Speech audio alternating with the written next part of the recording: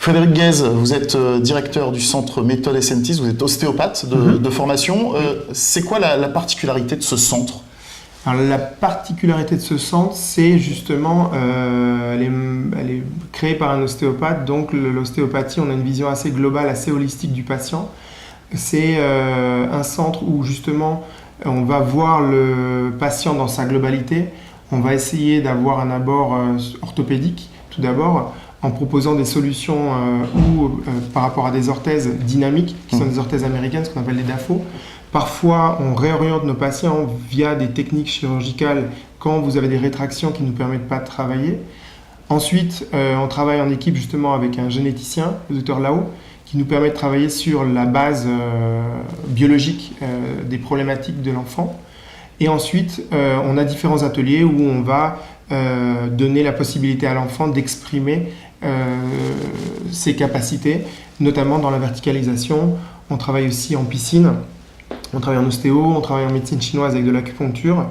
Et il y a une bonne communication entre les différents acteurs qui nous permettent justement de faire avancer l'enfant. C'est quelque chose qui n'existe pas en France? Alors ça n'existe pas en France, à ma connaissance. Et ce qui est novateur justement, c'est cette qualité de communication et surtout un travail intensif qui est fait 4 heures par jour avec les enfants, répété plusieurs fois dans l'année. D'accord. On a vu Nathan tout à l'heure. C'est un enfant que vous connaissez depuis combien de temps, que vous suivez et que vous avez vu évoluer? Ça fait à peu près 2 ans, 2 ans et demi qu'on suit Nathan. Nathan était un enfant avec des troubles neurologiques non étiquetés. On le mettrait volontiers dans la case des troubles des spectres autistiques. C'est un enfant très hyperactif. C'est un enfant qui a évolué justement dans sa capacité de concentration. En améliorant sa concentration, les acquisitions sont plus faciles justement parce qu'il se concentre sur ce qu'on lui montre, notamment il apprend par mimétisme. Et c'est un enfant qui aujourd'hui arrive à se verticaliser, aidé par un thérapeute, mais qui aujourd'hui a énormément progressé et qui arrive à tenir assis alors qu'il y a quelques années c'était quasiment impensable d'arriver à ce résultat-là. On parle de quoi? On parle de soins? On n'est pas dans un domaine médical à proprement parler? Non, on parle d'un accompagnement, on parle de rééducation, on parle justement d'accompagnement de l'enfant.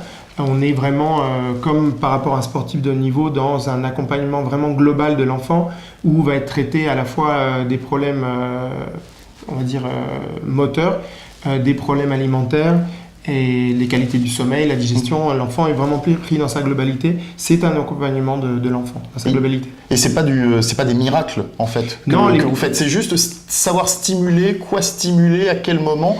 C'est de l'accompagnement qui est très très poussé. J'ai envie de dire que aujourd'hui, si Djokovic ou Nadal ont le niveau qu'ils ont, c'est pas un miracle, c'est du travail. Et qu'aujourd'hui, ce qui est mis en avant, c'est pousser les enfants. Voir justement quelles sont leurs limites, qu'est-ce qu'ils sont capables de faire et essayer de leur donner le plus d'autonomie possible.